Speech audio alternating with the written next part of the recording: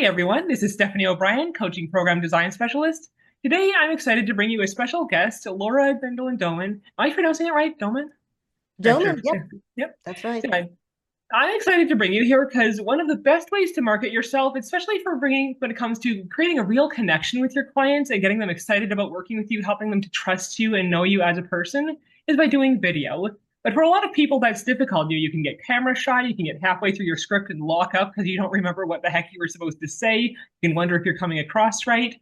I recently talked with Laura, and she had an amazing number of tips and all these nuances that go into creating an amazing video presentation that I hadn't even thought of. I'm going to tell you a bit about her here. Laura coaches small business owners in dynamic video communication so they can stand out from their competition and still on social media and be seen by their ideal clients more often.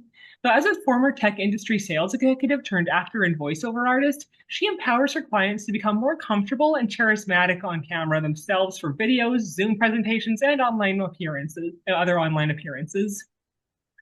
Laura is a speaker, author, and a host of several YouTube series, and her on camera confidence program integrates the best business sales practices and entertainment techniques to help her clients to create videos that stop the scroll so people actually look at your content and respond to it. So, thank you very much for joining us, Laura. Well, thank you, Stephanie. I really love being here, so I appreciate the invitation. You're very welcome. So, I'd love to dive right in. What are some of the common mistakes people make that result in them creating videos that don't actually stop the scroll? Well, we can talk about a number of things. Let me just kind of talk about it in two different perspectives. Okay. One, you don't just start right into the value. People are only going to give a few seconds. And if you're saying, hi, my name is Laura, and bump, they're gone, you got to dive exactly right into it. The other that I would say is on the other side, which is more performance oriented, is that you have to establish an immediate connection to the person watching because it is a one-to-one experience. Most of us aren't watching our videos in a movie theater with, I don't know, 500 other people. So you have to make it personal. And so the thing you have to think about is you're talking to one person, and it helps to think of a friend, somebody who's very supportive, or your ideal client who's just waiting to hear what you have to say. Oh yeah, I can see that being a really valuable mindset shift, especially for someone who has stage fright and feels like, oh no, I'm in front of millions of people. No, you're just talking to one person at a time, effectively. Talk to them like they're a friend and they'll feel a lot warmer toward you. Oh, absolutely. And if you're just having somebody talking like they are just in a vacuum, it sounds like more of a presentation. And most of us Mm. don't like being sold to, but we do like having conversations or watching somebody who seems to be a very interesting personality presenting something we really want to know. And we're going to be glued to it because of the way they do it. And that's what I especially come. when especially when they're enthusiastic about it, and it's just contagious when somebody is really passionate about things. Like I one time watched a video about fans. I don't really give a crap about fans, but this kid was so excited about his fan collection. It was just cute to watch. Oh, it's amazing. You know, if you're trying to make videos to promote yourself and your business, they don't always have to be just about your business, especially if it's more of a dry type of business. Mm. You can have something that just shows you as an individual because people love that personal content. And actually, it does a little bit better if you take a look on any of the social channels, including LinkedIn. But if you touch on something you really love and you're passionate about, it is going to come through and make that connection.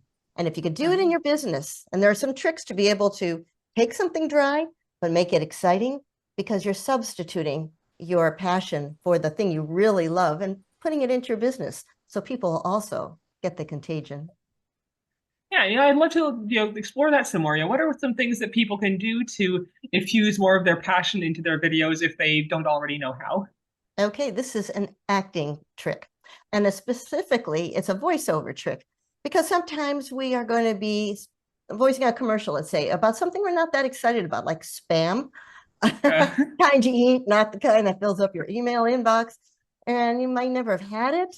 It sounds terrible, but you got to sound like it's the best thing since sliced bread. So you may not like spam, but hey, maybe you're really enthusiastic about a piece of chocolate cake. I'm talking personally here. And in your mind, think about that chocolate cake. Get your emotions to the point where you're feeling this is so good. It can just settle anything. It makes me feel good, loved, happy, and project it onto the spam. And you could do that with your own material. And it takes a little bit of practice. It's one of the things that I can help you with. but it's a matter of taking enthusiasm for something that's not really related, but there is a tie-in. They're both like, food items, and making a substitution. So the enthusiasm does come through. That sounds like a smart, very actionable trick. So, what about when they're preparing to go on video? No, not the content of the video itself, but when they're preparing, their body, their environment, their mindset. What are some preparations they can make in those areas to really be magnetic with more ease on camera? Well, let me do a little bit of a run through. I put them in two different categories, the physical prep and the psychological prep.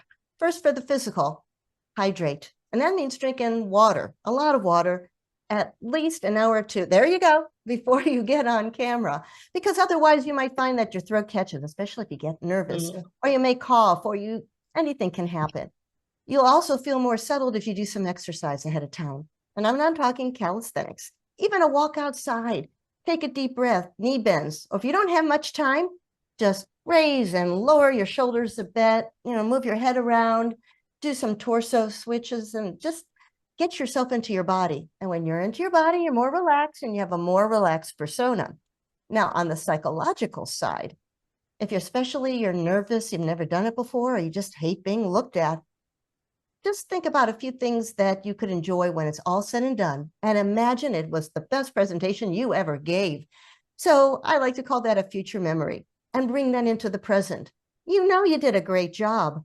Oh, and by the way, we're all so much more critical of ourselves than anybody else is. So you're probably doing better, even if you think you're totally washed up. Just see yourself being successful. You got it? Now you're just kind of going through the paces. Another psychological prep is, again, just to see people as human beings and to know you don't have to be perfect. Actually, Especially on the live stuff. oh, yeah. Train wrecks are fascinating for a reason because it reveals vulnerabilities. And if you're trying to stand out as a human being in a world of AI, that human vulnerability is what people gravitate to. Now, if you're going to be messing up from start to finish, then you've got a little work to do and we need to talk. But if you stumble over your words or you lose your train of thought, you can make a little joke of it. Just stop, reset, and then go on. People are far more forgiving than you think. So don't let that stop you. Yeah, there was one time I was giving a presentation and I got stuck in the screen share and couldn't access the chat. I could not, like, the whole Zoom Oh, interface just completely vanished. I eventually oh, figured out I've got a second monitor, so Zoom, and the second monitor was off because I didn't need it. Well, Zoom, in its infinite wisdom, had hidden the entire interface in the inactive second monitor. So it wasn't until I turned on my second monitor that I could actually get into the chat and see people's questions. And this was on the second day of a 3 day presentation that I finally figured it out. But you know what? Nobody got mad at me. I don't think anybody left because of it. There was this camaraderie as we all tried to troubleshoot what the heck is Zoom doing now. And we all had this little absolutely. celebration when I finally found the darn thing. And you know what? It might even made your presentation that much more cohesive because you weren't just stopping, oh, and looking, oh, and by the way, and losing your train of thought, or people get irritated because you're answering a question they don't care about. So in a way, you're putting your Q&A at the end.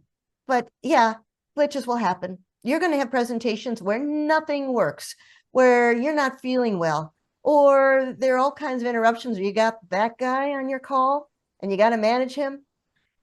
It's a learning process, people. You'll get through it. Yeah, and I think showing that vulnerability or just being honest about what's happening, I think it can also kind of be inspiring and encouraging for other people, especially in someone in your industry. If even you encounter challenges, but then smoothly get past them and still give great value, it shows people, even if I have challenges, I'll still be okay. Even if I have a technical glitch, it's not the end of the world.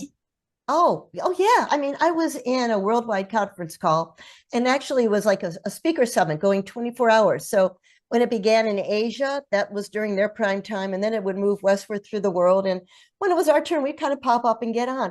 There were all kinds of little glitches because they were trying to do this for the first time during COVID. And sometimes the screen wasn't sharing.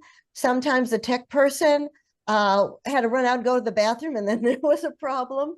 Sometimes you had a kid running into the room. I mean, you just go with the flow. And that's why remote stuff is still with us, because we see each other as human beings.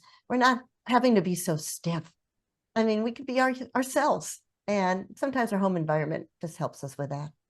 And sometimes the bloopers can be the funniest part, especially when they come from cats. Oh, yeah. And they make great content afterwards. I mean, put it on Twitter. Just say, okay, want to see how I really messed up? Yeah, you're going to get like. Yeah, you'll be going viral before you know it. So when people don't use these mindset and preparation techniques, how would you say that affects their ability to get clients? What's kind of the before and after picture of people not using these techniques versus people using these techniques? What kind of difference have you seen in the results? Okay, well, let's just kind of give a glimpse of somebody who, thinks they're doing okay, but not really, but they're not getting many people coming to see their presentations, or they just don't seem to be getting much traction on social media, or, whatever it could be. First of all, they're unprepared. I think that goes for any speaker. They may not have proper lighting. They may not have good sound. They may not know how to work with their equipment, or they're just unprofessional. Oh, and please, if you're going to be talking, try to have the camera pretty much at your eye level. Nobody wants to look up your nose or down your head. That stuff matters. Avoid some distractions. They might also not be sure of how to speak eloquently, and they might be throwing in a lot of filler words like and like, unlike, and once in a while, okay. Perpetually, no. So you have your equipment. You have to know how to speak. If you're going to be a talking head, or worse, I love teleprompters. I could teach people how to use them so it doesn't look like you're using a teleprompter. They're using a teleprompter or a script, and you got the talking head syndrome. Hi, welcome to my virtual summit. Today we are. No, you're going to lose people. Those are just a few of the things. Now, let's just kind of go fast forward. Maybe 60 to 90 days. They worked on some things. They've got everything ready to go. They have everything tested before they go live. They know what they're going to say. And if you need a little help, you might have a few pointers off to the side, but you're not over relying on them. But essentially, they know their stuff well enough that they don't have to rely on it. Instead, they know their main points and they know how to organize it. So immediately, they throw something out there that might be a pattern interruption. Like I might just say, you introduce me. I think, do you know what my favorite number is? 95. Why 95? Because 95% of the people out there don't know how to use video properly. Oh, and we're going to talk about how to get rid of those mistakes. All of a sudden, they're interested and they're a little bit entertained because you threw a question out at them. So you're going to show your personality. You're going to come out strong, but you're going to be yourself. And that includes some of the foibles. You're also going to use some elements of dynamic delivery. So instead of going through filler words or your eyes darting all around, we breathe, we pause. Hey, it works for E.F. Hutton. I bet some people leaned in and said, wait a minute, something wrong with my audio? No, everything's working fine. It doesn't have to be expensive, but you do get the attention and it gives you a chance to collect your thoughts. So, in a nutshell, those are just a few of them. I could go on, but I know you only got so much time, so I'm going to stop right there. Okay, then, and that brings to mind the teleprompter slide thing. I know that's actually one thing I've been working on in my own business, finding that balance between using slides and not overdoing it to the point where I'm stiffly reading. But I personally am a visual learner, so I like to have the words there that I can read. How would you say people should balance providing, say the text version to the visual learners while also not being overly reliant on slides, having too many slides cluttering up the presentation? Okay, for that, we're going to go into basic psychology. And if you were to take a look at how people develop language and how they process things or how they dream, it's all in images. We are all very visual. I think most of us, including you and me, are visual. So think in terms of your ideas, and if it helps to have a picture planned ahead of time. And so you have maybe 3 or 4 pictures that you want to communicate, or 3 or 5. We like odd numbers for this sort of thing. And then you can just talk about what you're seeing in that picture as it relates from your knowledge. And when you talk from that, you're actually thinking it through and you're describing what you're imagining and what you want somebody else to understand so they get that picture in their head. It's like that old cartoon. I don't know if you ever saw it, where somebody's got a picture like of what the perfect living room should look like for interior design, and their friend's listening, and all of a sudden that picture goes, whoop, whoop, goes from one head to the other. You're communicating pictures. So that is one way of doing it. And then especially if you're going to be using any kind of a visual aid, like a teleprompter, don't just read one word at a time. Grab a phrase, an idea, and put it in your own words. You will find that it's much more dynamic if you use your own inflections, than saying it in a reading fashion, because our voice changes when we read. And if you don't believe me, I'll be happy to tell you about my experiences and many others as voice actors, because you can't just read it. There's also a pace. When you're reading something, you're pretty much putting a certain amount of time on each single word. When you're talking, you may speed up to talk about this, but then you're going to slow down to catch your thought about that. And that's what makes it engaging. Even looking away for a moment. I mean, you do want to look at the lens, but it's very natural for you to, okay, and come back to it after you collect your thoughts. And again, that makes it much more personable and much more interesting to watch. Yeah, that makes total sense. So for these images, would you say, stuff like graphs or charts tend to be helpful, especially in business contexts? Whatever you need. Makes Or sense. sometimes you might just see a grouping of words, or it might be like a subsection. If you're talking about 5 things and you want to communicate them, you just put 1, 2, 3, 4, 5, but you have an image. It doesn't have to be a picture, but in your own head about what that would be. Or you're collecting a collection of words that describe it. So I'm talking about teleprompter. What I'm collecting would be the picture of the teleprompter I use and all the basics that I need to know. And I might even have a picture of all the things I'm doing right. And then pictures of all, oh, I'm doing it all wrong and freaking out. Um, and then you can describe what you're seeing. It may not work for everybody, but it's pretty handy for a lot of folks. So do you find that there tends to be a fair bit of variance in what works for different people, or are there some principles that tend to be more universal Oh, or a mix of both? absolutely. Oh, yeah, because we're all different people. Some people are very soft spoken and very thoughtful and academic, perhaps, in their approach. And then there are others who are just like, oh, I got the greatest thing to tell you. I talk a million miles a minute and I'm going to keep you entertained because I'm just so spastic. There's all kinds in between. And you're never going to be just like somebody else because you don't want to imitate them, but you got to be yourself. And depending on where you are, there are certain things you can do. So, for example, some people who are just not as comfortable with the camera and they like to think about things may not want to stand for a video presentation. They're going to be much more comfortable sitting and having a more relaxed vibe. Others who have a lot of energy need to stand, but then they're going to need to learn how to work with the camera frame, which is that little box. You got the talking heads in, and realizing it's a 2D media, not 3D, but we want to appear 3D in that 2D, but you don't want to get off. So, for example, if you're talking and you get very animated and you're a big hand talker, oh my gosh, nobody wants to see all those hands moving.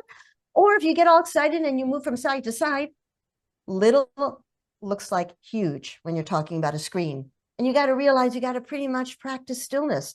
And you don't want to wander off screen because then all of a sudden there's nobody there.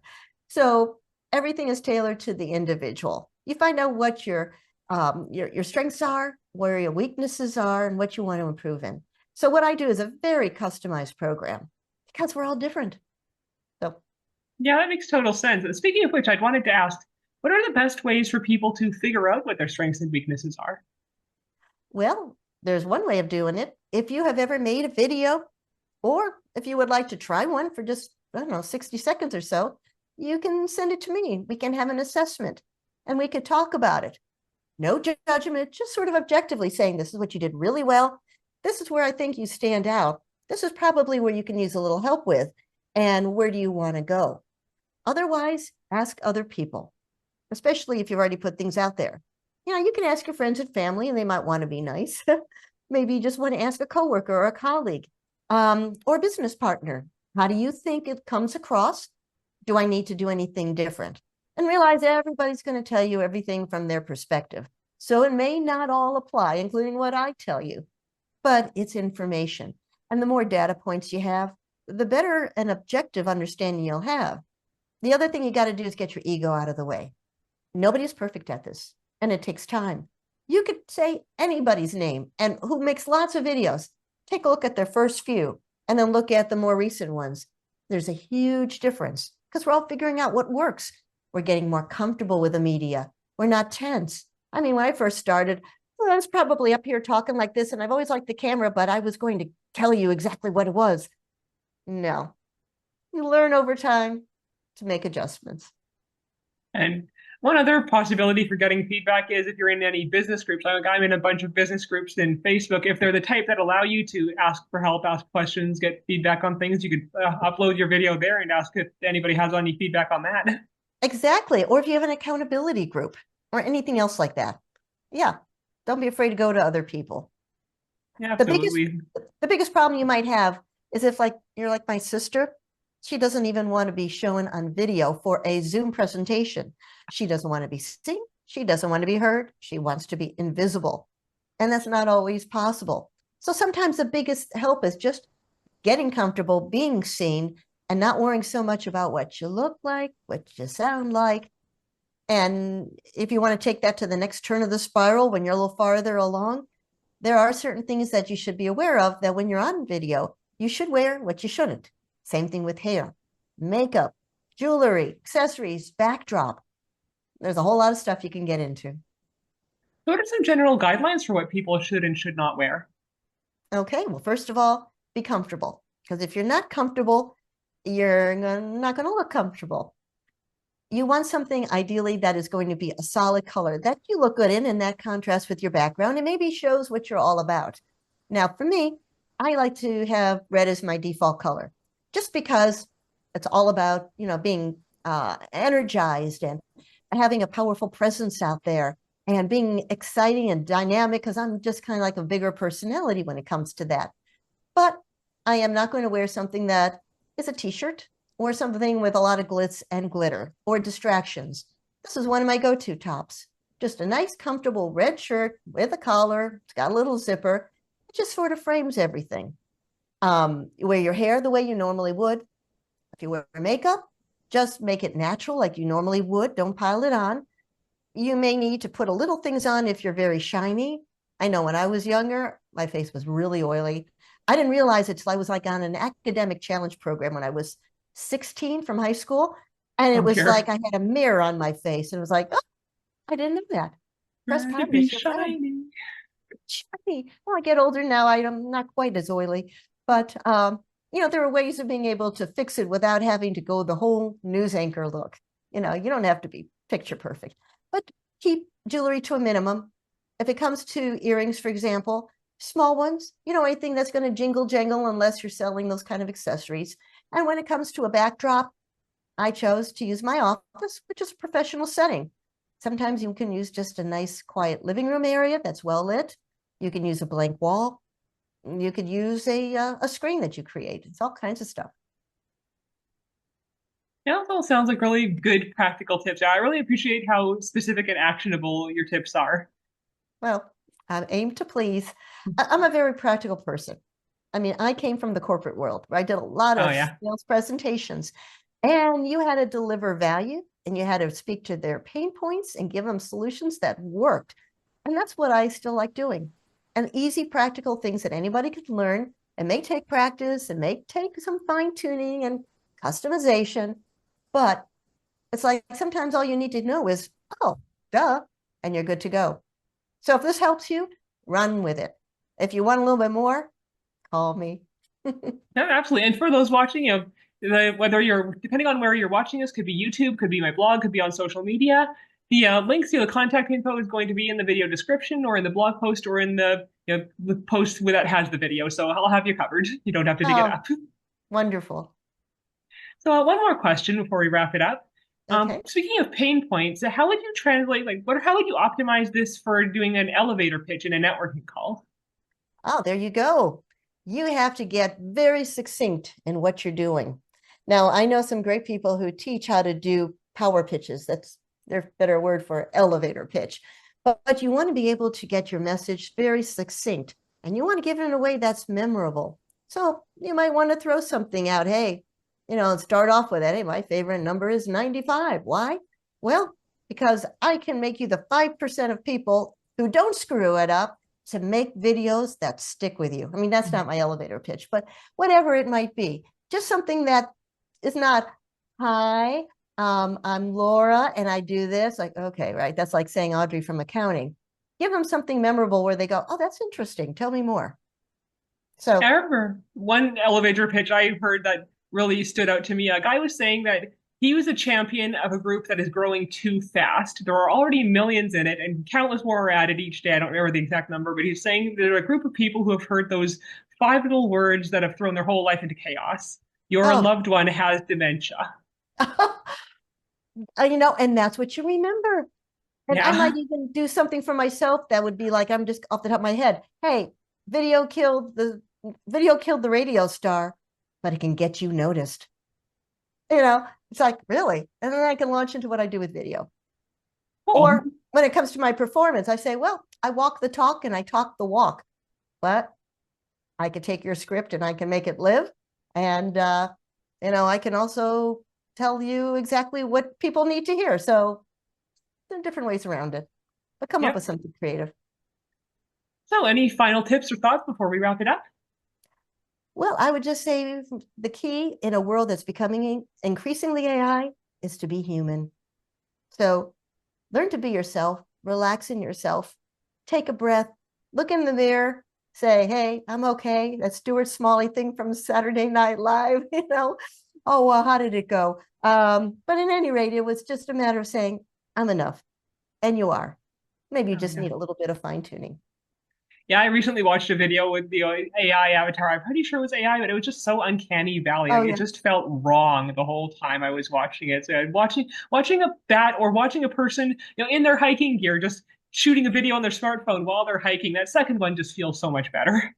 Yeah, people are much more interesting. Oh, yeah. And there was like, I'm good enough, I'm smart enough, and darn people like me. It's just like, Yeah. you're good.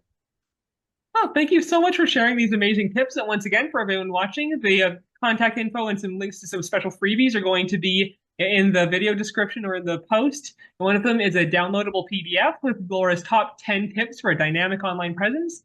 The second is a free 15-minute consult. So if you want to get that video assessment, you want to see what your strengths are, what your weaknesses are, what you're doing awesome at, what you can improve in, please be sure to take advantage of that. So thank you once again, Laura, for sharing your expertise today. Oh, thank you, Stephanie. And thank you, everybody, for listening. Oh, hope you all have an amazing day. Talk to you later.